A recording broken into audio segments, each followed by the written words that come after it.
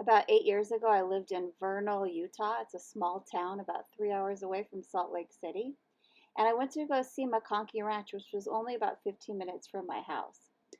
I wasn't planning on making a YouTube video, but I have this footage, so I decided to do it. And if you hear me in any of my videos saying period or comma, it's because I dictate a lot at work. So this rock was just sitting at the edge of the cliff, so I took a photo of it. So, yeah, that's a habit I have to break because I say comma, period when I'm dictating stuff for work. So, anyways, these were farmers and hunter gatherers that lived from 300 to 1300 AD.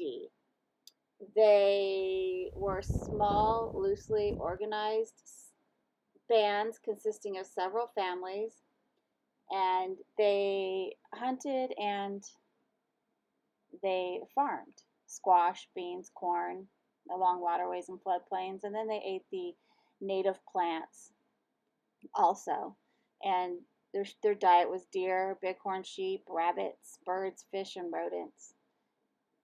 So you'll see in the petroglyphs how they dressed, and also they'll be holding heads in the petroglyphs, chopped off heads, beheaded heads, and they wore these sort of kilts or skirts.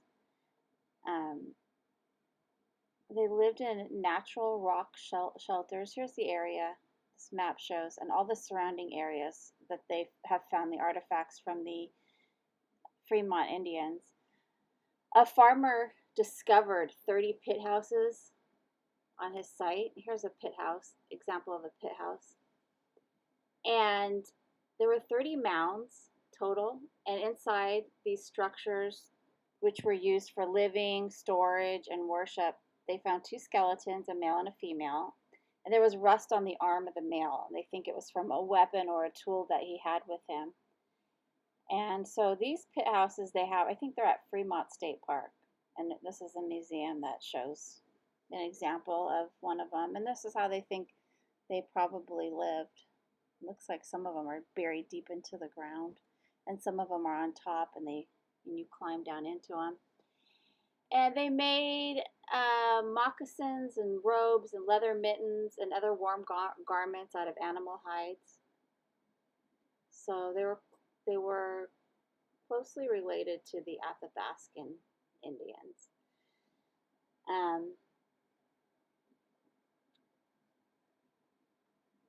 And here's some tools. And the ones with the holes, those are gaming pieces. They use those to gamble. And they would have these large festivities where they would all meet together and trade. There's an arrowhead they found. They would trade and marry and, gamble.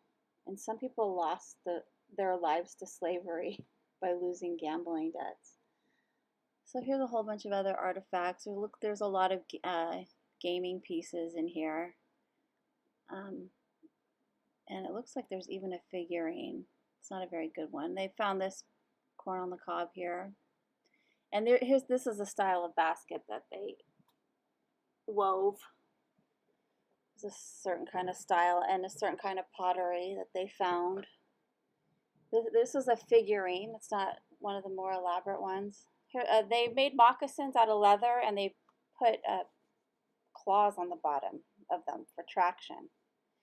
And you'll see where they live. They have some petroglyphs so high up on the mountain. So I don't know how they got up there, but these are the figurines one of the more elaborate figurines that they found, and it shows how they dressed also. They think they were used for religious purposes, for fertility, supposedly. That's what they think. And these were dug up in some of the mounds, so they're really cool.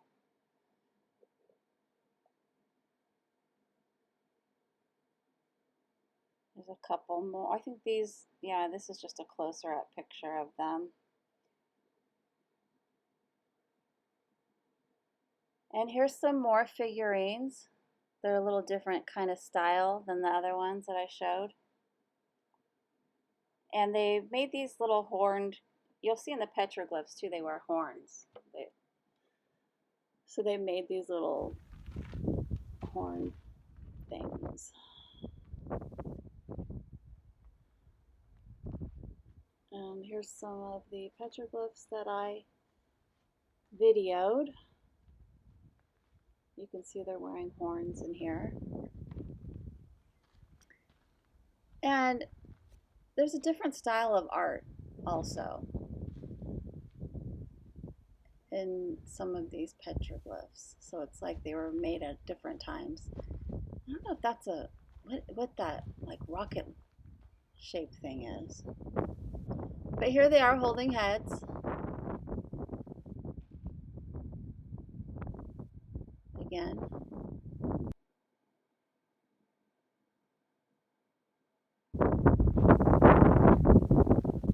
And he's got giant feet. If you notice, his feet are giant. There's another decapitated person. They seem to be crying too. And they all have square heads. This type of art, the heads are square.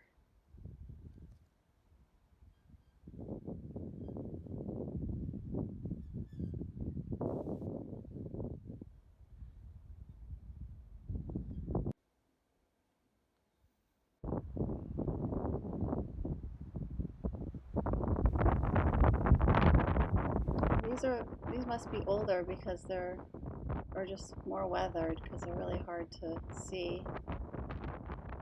I was trying, I think there might be a deer with a really long torso maybe.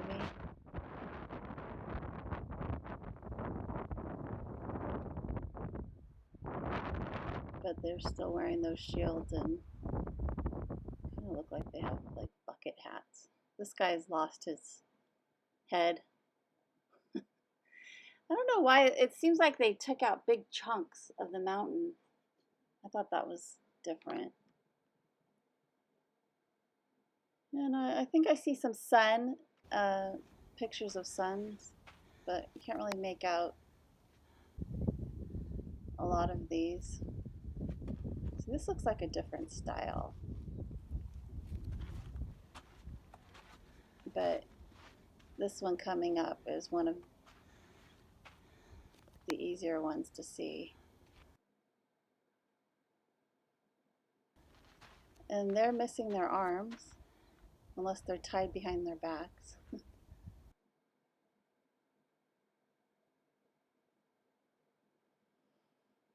See, those big chunks are laying right there on the ground. I don't know if they fell out or how that happened. Here's just some more pictures. At the end, there's going to be a bear panel. Should be coming up. And it's a whole different, some of these are repeats. But it's interesting that you can still see the color in that particular one.